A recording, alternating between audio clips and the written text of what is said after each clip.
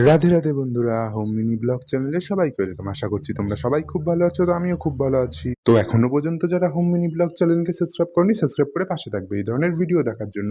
তো আজ এই অম্লিকা একাদশী, তোমরা কে কে এই একাদশী ব্রত পালন করেছো অবশ্যই কমেন্ট করে জানিও, এবং যারা এই একাদশী ব্রত পালন করতে পারোনি তারা অবশ্যই একাদশীর ব্রত মাহাত্ম্য শ্রবণ করবে এবং এই একাদশীর দিন নিরামিষ আহার গ্রহণ করিবেন। এবং এই একাদশী কিন্তু অশ্বমের যজ্ঞ এবং অনেক গাভী দান করার যে পুণ্যফল লাভ হয়, এই একাদশী করলে সেই পুণ্যফল লাভ হয়।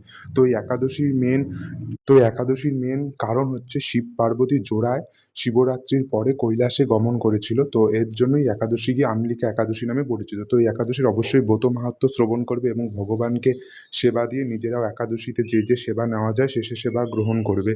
তো আমিও একাদশী ব্রত পালন করেছিলাম, তো তার জন্য ভগবানকে সেবা দিয়ে তারপর নিজেও সেবা নিয়েছি ভগবানের প্রসাদী। তো তোমরাও সবাই করবে। Radhe Radhe, tata, bye bye.